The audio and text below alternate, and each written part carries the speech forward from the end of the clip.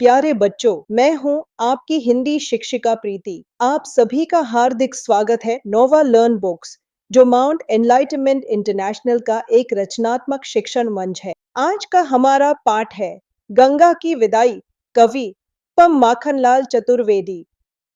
यह कविता मां गंगा के हिमालय से निकलकर सागर तक की यात्रा को एक भावनात्मक विदाई के रूप में प्रस्तुत करती है।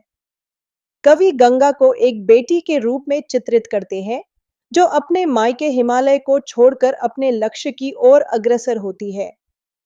गंगा की अविरल और निर्बाध धारा हमें यह संदेश देती है कि जीवन में बाधाओं से रुके बिना निरंतर आगे बढ़ते रहना चाहिए। कविता में गंगा केवल एक नदी नहीं, बल्कि भारतीय संस्कृति, आस्था और जीवन का प्रतीक है। साथ ही यह रचना हमें यह भी सोचने पर मजबूर करती है कि मनुष्य की लापरवाही और प्रदूषण से यह पवित्र नदी आज पीड़ा सह रही है। अध्याय 12 गंगा की विदाई। पर्यावरणीय कविता।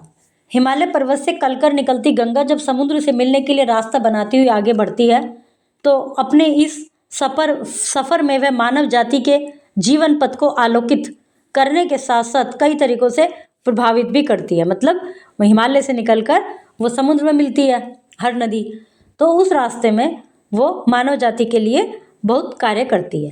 प्रस्तुत कविता में कवि कह रहे हैं कि गंगा की निश्चल और अविरल धारा को उसके पूर्ण वेग से बिना रुकावट बहने देना चाहिए, ताकि इसकी अविरल धारा से हमें अपने लक्ष्य प्राप्ति पथ पर निरंतर आगे बढ़ते रहने की प्रेरणा मिल सके। यही इस कविता का उद्देश्य है। आइए लेवेतान से कविता पढ़ते हैं। गंगा नदी का हमारे देश की संस्कृति में क्या महत्व है?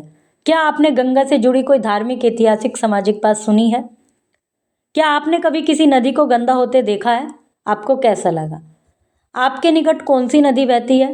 कविता का कौन सा भाव आपको अधिक स्पर्श करता है? प्रकृति का दर्द या मानव की लापरवाही? कारण बताइए। व्याकरण ज्ञान।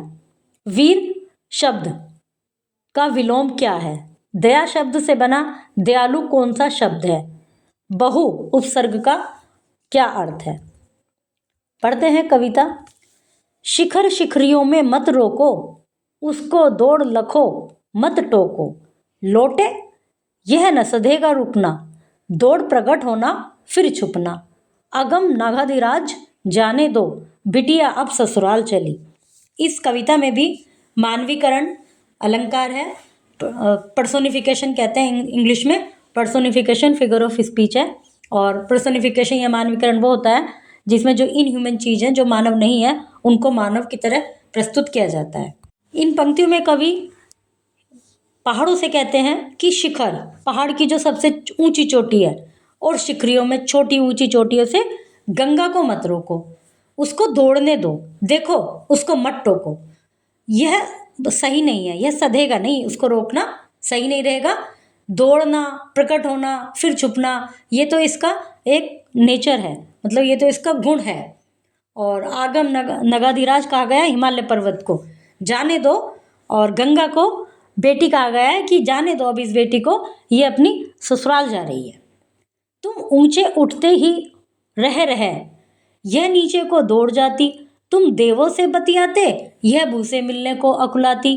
पहाड़ों को आगे कहा गया है, कवि ने कहा है इसमें कि तुम तो हमेशा ऊंचे ही उठते रहते हो और ऊंचे होते रहते हो, और ये तो बेचारी नीचे को दौड़ती है।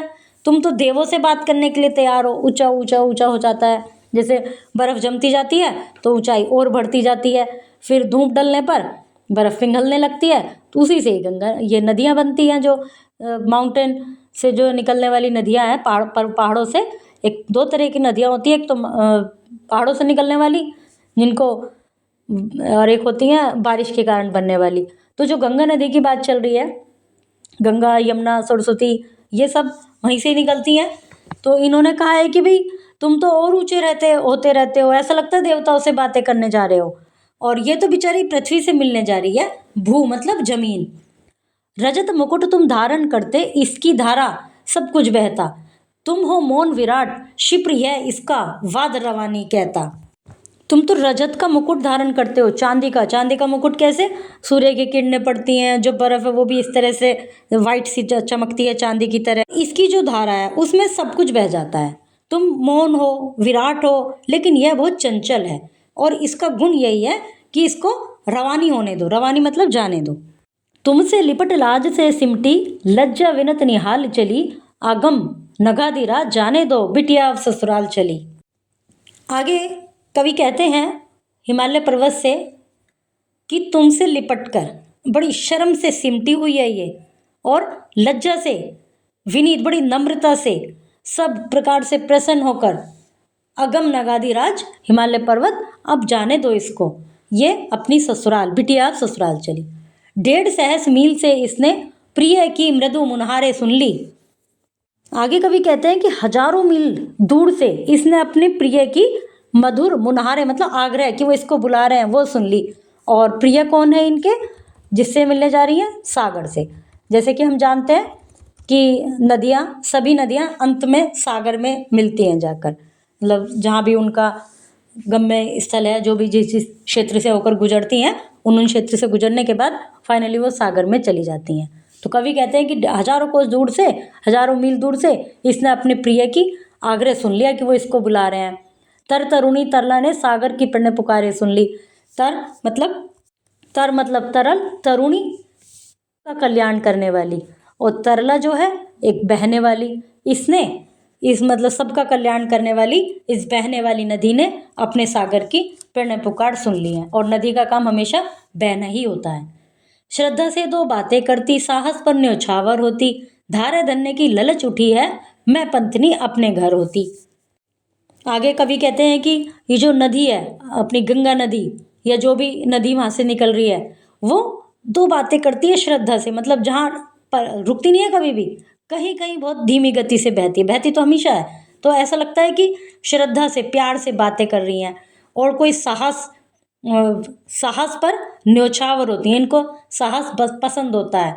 और धारा जो है वो ललचा उठती हैं, इनकी जो नदी की धारा है उनको एक लालच आ जाता है। और ये जो यात्री है, जो गंगा जो नदी है वो यात्री है, क्योंकि चलती रहती है, ये अपने घर जाना चाहती है। हरे भरे अपने आंचल कर, पट पर वैभव डाल चली, अगम नगधराज जाने दो, बिटिया अब ससुराल चली। अपने आंचल में जो भी इनके रास्ते में आते हैं उनको हरा भरा करती चलती हैं, हर जगह अपना पानी देती हैं, जिससे हरियाली छा जाती है। तो अब पर्वतराज इनको जाने दो, ये बिटिया अब ससुराल चली। यह हिमगिरी की जटाशंकरी, यह खेती हर की महारानी, यह भक्तों की अभय देवता, यह तो जनजीवन का पानी। हिमगिरी कहा गया पर्वत श्रृंखला को, हिमालय को, बर्फ के जो पहाड़ हैं, ये बर्फ के पहाड़ हिम शंकर, ऐसा एक पौराणिक कथाओं में है कि भगवान उसके किसी ऋषि के पुत्रों की मृत्यु हो गई थी, उनकी मुक्ति के लिए गंगा को पृथ्वी पर लाना जरूरी था। अब गंगा का वेग जो था बहुत ज़्यादा था, यदि वो ऐसे ही पृथ्वी पर आ जाती तो सब कुछ नष्ट भ्रष्ट हो जाता। तो इसलिए भोले शंकर जी ने, शंकर भगवान ने उनको अपनी जटा में ग्रहण किया था, फिर अपनी जटा से एक धारा के रूप में भेजा था। तो ये कहते हैं कि यह हिमगिरी जटाशंकरी, शंकर जी की जटा से निकलती है, और खेतीहर की महारानी, और जो खेतीहर है, किसान है, उनके लिए तो ये महारानी के समान है। किसान तो बहुत देखकर इनको खुश होता है, जहाँ ये बह के निकलते हैं जिस एरिए से, उस एरिए की फसल बहुत अच्छी हो जाती है, तो किसान बहुत खुश होता है। और भक्तों के लिए बहुत देवता हैं, और जनजीवन का जो पानी है वही जनजीवन का आधार है। इसकी लहरों से गर्वित भू, ओढ़े नहीं चुनरिया धानी, देख रही अनगिनत आज ये, नौकाओं की आनी जानी। इसकी लहरों से खुश होकर, गर्वित होकर, मतलब पृथ्वी भी इसकी लहरों से बड़ा गर्व महसूस करती है, और वो एक नई धानी चुनरिया ओढ़ लेती है, नई नई फसलें आ जाती हैं। धानी कहते हो हरे रंग को, तो हरे रंग की चुनरिया ओढ़ लेती है पृथ्वी भी, नई नई फसलें आ जाती हैं। और आज ये जो हमारी गंगा नदी है, ये देख रही है कितनी इसके अंदर नौकाएं आ जा रही हैं, नाव आ जा रही हैं। इसका तटधन लिए तरनियाँ, गिरा उठाए पाल चली। इसके तट पर छोटी छोटी धाराएं हैं जो उठाना और गिरना ये करती रहती हैं, लहरें ऊपर नीचे होती रहती है ना। अगम नगाधीराज जाने दो, बिटिया अब ससुराल चली। तो हे नगाधीराज, अब जाने दो, बिटिया अब ससुराल जाना चाहती है। शिर से पद तक ऋषिगण प्यारे, लिए हुए छविमान हिमालय, मंत्र मंत्र गुंजित करते हो भारत को वरदान हिमालय। उच्च सुनो सागर की गुरुता कर दो कन्यादान हिमालय। आगे कवि कहते हैं कि शिर से हिमालय की ऊपरी बिल्कुल ऊपर से और पद तक पैरों तक जहाँ तक हिमालय की ये पर्वत है, हिमालय पर्वत ऋषिगण है वहाँ पर, वो हिमालय पर्वत ऋषिगण को बहुत प्यारा है और वही शोभायमान हिमालय पर मंत्र का उच्चारण करते हैं, मंत्र के गुंजन से भरा हुआ है। और ये हिमालय जो है भारत को एक अमूल्य वरदान है। तो सुनो सागर की गुरुता, गुरुता कहते हैं बड़प्पन, सागर का जो तुम्हारा बड़प्पन है, सागर यहाँ पे हिमालय को ही कहा गया है। कर दो कन्यादान हिमालय, कि आप महानता सुनो, आप इतने महान हैं। यहाँ पे ऋषि मुनि हिमालय को बहुत पसंद करते हैं, वो मंत्रोच्चारण करते रहते हैं, उनके मंत्रों से पूरा गुंजायमान हुआ रहता है हिमालय। तो अब तुम इनका कन्यादान कर दो, अब बिटिया ससुराल जा रही है। गंगा को बिटिया कहा गया है। मार्ग से सब प्रदेश यह तो अपने बंगाल चली, अगम नगाधिराज जाने दो बिटिया अब ससुराल चली। रास्ते से सब प्रदेश इसके रास्ते में आएंगे और ये अपने बंगाल की तरफ जा रही है। जब गंगा नदी बंगाल की तरफ जाती है, वहाँ से हिमालय से निकलकर बंगाल की खाड़ी में गिरती है सागर, तो अंतिम नदी का वही एक तरह से डेस्टिनेशन है, अंत में वहीं पहुँचती है बंगाल की खाड़ी में। तो सारे जो प्रदेश हैं उन सबको प्रफुल्लित करती है, हरा भरा करती है। तो इनको बंगाल देश जाने दो, अगम नगाधिराज अब बिटिया ससुराल चली। माखनलाल चतुर्वेदी इनके लेखक हैं कविता के। हिंदी जगत के सुप्रसिद्ध कवि, लेखक व पत्रकार पंडित माखनलाल चतुर्वेदी का जन्म 4 अप्रैल 1889 को मध्य प्रदेश के होशंगाबाद जिले के बवई नामक स्थान पर हुआ था। उन्होंने अपनी प्रारंभिक शिक्षा अपने गांव में ही प्राप्त की। इसके पश्चात इन्होंने घर पर ही संस्कृत, बांग्ला, गुजराती और अंग्रेजी भाषा का अध्ययन किया।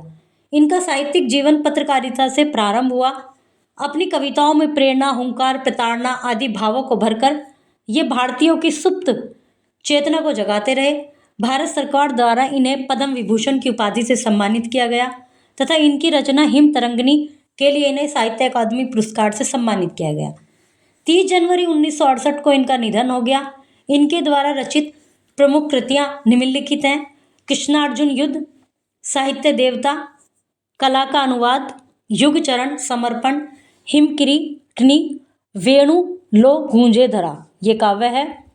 गंगा नदी 2525 किलोमीटर लंबी है, जो पश्चिमी हिमालय क्षेत्र में बसे उत्तराखंड राज्य से निकलकर दक्षिण की ओर बहते हुए गंगा के मैदान के पूर्व दिशा में मुड़ जाती है। पश्चिमी बंगाल में पहुंचने के बाद यह नदी 2 भागों में बढ़ जाती है। इन नदियों के नाम पद्मा और हुगली है।